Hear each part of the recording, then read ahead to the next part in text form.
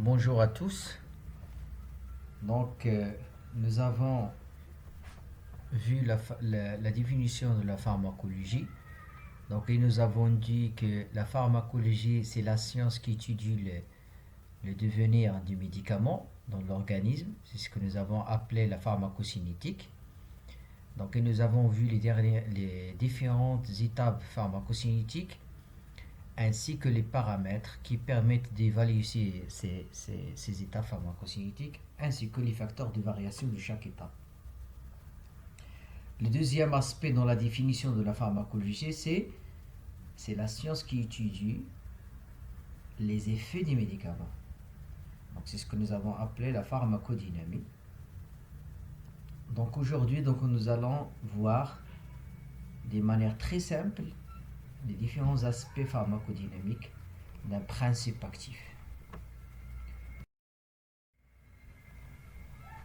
La relation concentration du principe actif et son effet, d'accord?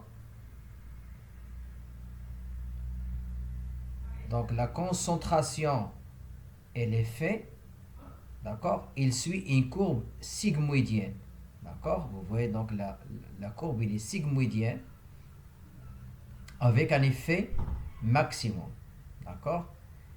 L'effet, il s'accroît, il augmente avec la concentration pour arriver, voilà l'augmentation de l'effet en fonction de la concentration pour arriver à un effet maximum. C'est ce qu'on appelle l'effet maximum ou bien l'effet plateau. D'accord? Au-delà, vous allez remarquer, au-delà de l'effet maximum, même si on augmente la concentration, vous allez remarquer qu'il n'y a pas l'augmentation de l'effet. C'est-à-dire, au-delà de l'effet maximum, toute augmentation de la concentration de la dose, elle est inutile. Pour l'application clinique de cet effet maximum ou bien l'effet plateau, par exemple, je vous donne l'exemple des anticholinésterasiques, l'exemple de la prostigmine. Lorsqu'on utilise la prostigmine dans le cadre de la décurarisation, on ne donne pas la prostigmine qu'après avoir remarqué quelques récupérations respiratoires. Sinon, s'il n'y a pas de récupération de quelques mouvements respiratoires, vous serez obligé d'augmenter les concentrations de la prostigmine. Une fois que vous allez arriver à un effet maximum, même si vous augmentez les doses, bien la concentration de la prostigmine, vous n'allez pas avoir l'effet recherché. C'est pour cela qu'on dit qu'il faut pas administrer les anticholinésterasiques qu'après avoir remarqué quelques mouvements respiratoires. La même chose pour les ocytociques, pour le déclenchement du travail, on ne donne pas Santo qu'après avoir remarqué quelques contractions utérines. Le C50, c'est la concentration. Vous voyez ici, le C50, c'est la concentration qui correspond à la moitié de l'effet maximum. Vous voyez la concentration qui donne la moitié de l'effet maximum, c'est ce qu'on appelle le C50. D'accord? On doit retenir ce concept-là, EC50, c'est la concentration des principes actifs qui donne la moitié, ou bien 50% de son effet. Son effet maximum, bien sûr. La puissance, alors que la puissance des substances, elle est définie par 100 au C50. Si vous voulez comparer la puissance de deux principes actifs au 3 au 4, il faut se référer à leur EC50. Pour dire que ce principe actif il est puissant, on doit connaître son EC50. D'accord? En fonction de l'amplitude maximum de l'effet observé avec une substance, on définit. Si vous avez un principe actif qui suit la même courbe jusqu'à 1, on dit que c'est un agoniste pur. D'accord? C'est-à-dire un agoniste anti. C'est-à-dire que c'est un effet agoniste naturel. Parce que il suit la courbe jusqu'à 1. D'accord? Donc il a les mêmes effets que le médicament, que l'autre médicament. On dit que c'est un agoniste pur.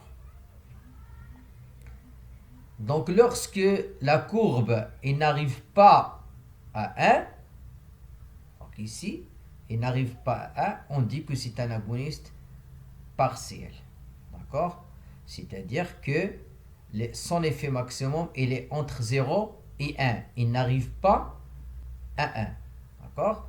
Donc, le principe actif, ou bien la courbe qui arrive à l'effet maximum, on appelle agoniste pur, anti. Si la courbe n'arrive pas à l'effet maximum 1, on dit que c'est un agoniste qui est partiel. Donc je reviens pour le 650. Donc le 650, il évalue la puissance du principe actif. Alors que l'effet maximum, il évalue l'efficacité du principe actif. Donc deux concepts différents. Donc la puissance et l'efficacité. Donc la puissance, elle est mesurée par EC50. Et pour l'efficacité, c'est l'effet maximum.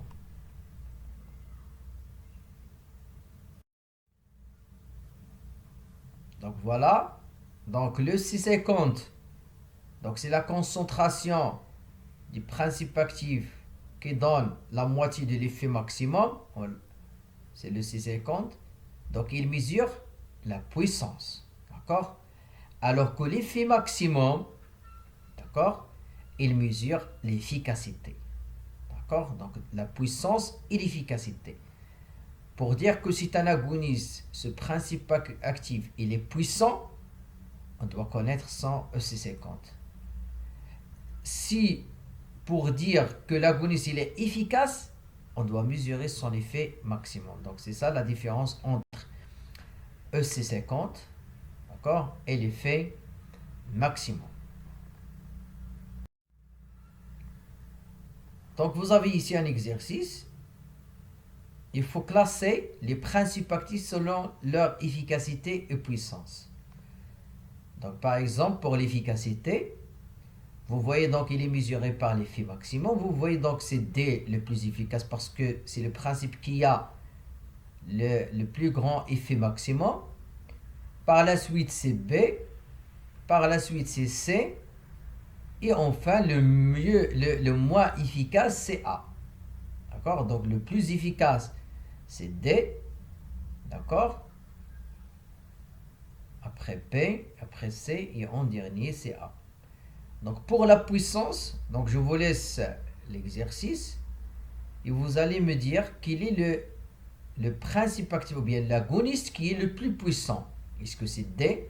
Est-ce que c'est B? Est-ce que c'est C? C'est A? Donc il faut mentionner la réponse dans les commentaires.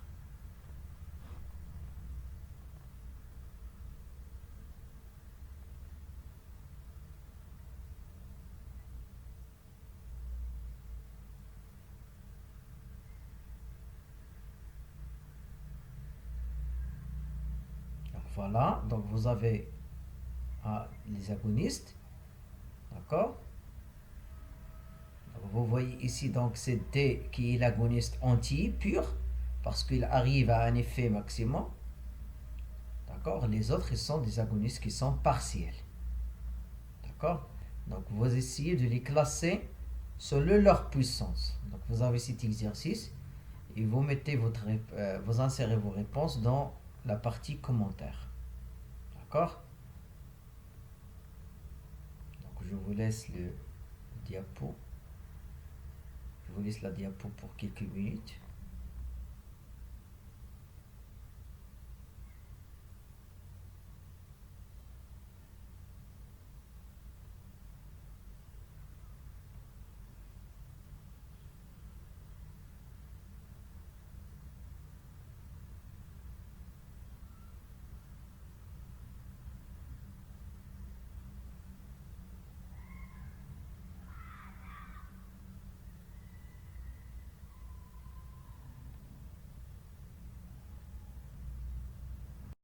endogène, comme vous voyez ici.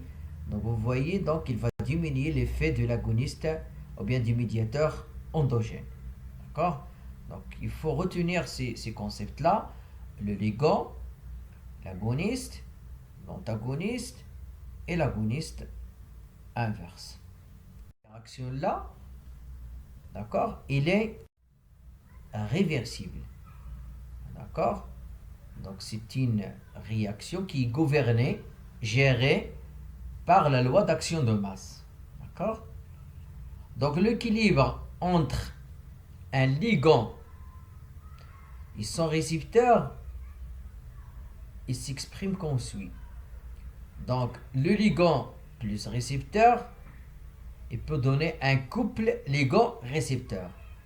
Mais c'est une réaction réversible, c'est-à-dire on peut revenir, par exemple, à la forme ligand seul avec son récepteur seul sans liaison. D'accord? Lorsqu'ils vont se lier, ils vont donner un couple LR, le ligand récepteur. D'accord? Si on désigne par K-on et K-off les constantes de formation, K-on c'est une constante de formation, K-off c'est une constante de dissociation du complexe LR.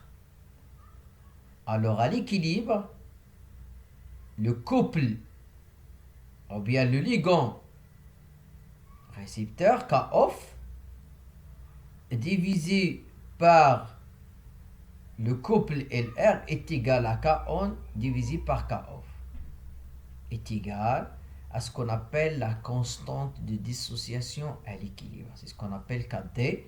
Kd, c'est la constante de dissociation à l'équilibre. Est égal à K-on divisé par K-off. K-on, c'est quoi? C'est la constante de formation du complexe. Alors K-off, lorsque le complexe il se dissocie. D'accord?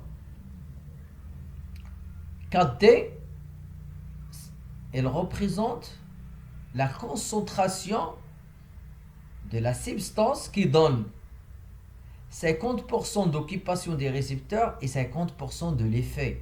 Donc c'est ça la définition de la constante de dissociation à l'équilibre. C'est la concentration parce qu'il y a un équilibre. Donc 50% occupation des récepteurs et 50% l'effet. C'est ce qu'on appelle Kd. Plus on a besoin d'une grande concentration pour entraîner 50% d'occupation des récepteurs et 50% de l'effet, plus bien sûr l'affinité entre le ligand et le récepteur, elle est faible. Pourquoi elle est faible? Parce qu'on a besoin d'une grande concentration pour avoir 50% d'occupation des récepteurs et 50% de l'effet. C'est normal. Donc plus Kd elle est petite, la constante ou bien la concentration elle est petite, c'est-à-dire qu'on a besoin tout simplement des petites quantités, des petites concentrations, pour avoir 50% d'occupation des récepteurs et 50% de l'effet. Donc bien sûr ici, lorsque Kd elle est diminuée, elle est petite, donc bien sûr on va dire que l'affinité c'est normal parce que l'affinité entre le ligand et le récepteur elle est très forte. Elle est très forte.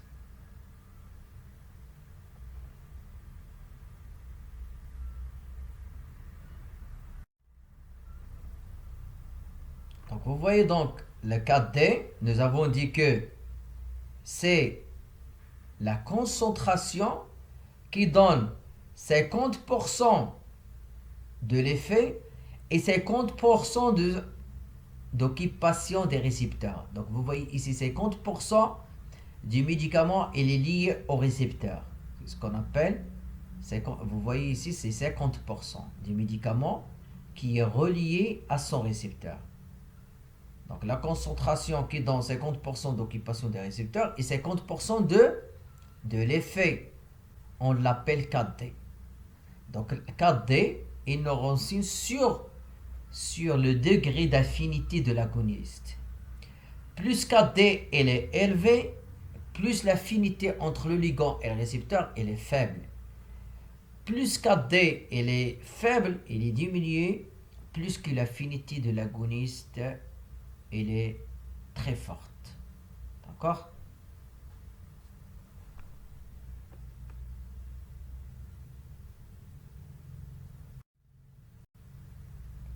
Donc c'est quoi l'affinité? L'affinité, c'est la capacité d'un médicament à se fixer sur un récepteur.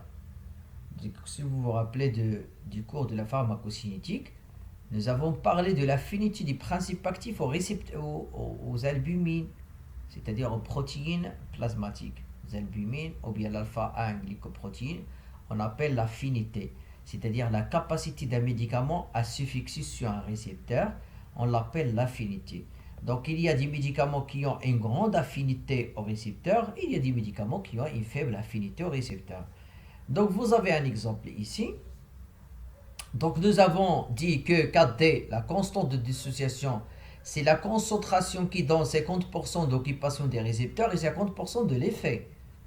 Donc vous avez ici deux médicaments, un en bleu et deux en vert. D'accord? Donc vous voyez, donc le vert c'est un agoniste du bleu. Donc quel est le médicament qui a la plus grande affinité au récepteur? Donc bien sûr qui a la constante de dissociation la plus faible. D'accord? Donc la plus faible ici, c'est la constante de dissociation de, du médicament bleu. D'accord? C'est la plus faible par rapport au médicament vert. Donc, vous voyez donc 4D du vert ici. D'accord? Donc c'est-à-dire que le principe actif bleu, il a une grande affinité au récepteur mieux que ou la plus que le médicament vert. D'accord? Bien sûr, ici, pour dire qu'un principe actif, il a une affinité, il a une plus grande affinité au récepteur comparé à un autre médicament, on doit connaître son KD, son constante de, ou bien sa constante de dissociation.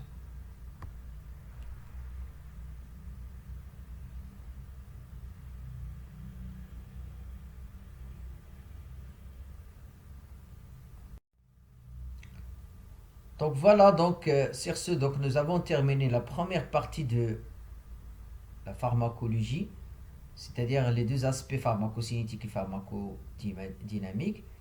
Donc et on va commencer, à partir de la semaine prochaine, on va commencer la pharmacologie des différentes familles pharmacologiques. Donc et merci de votre attention.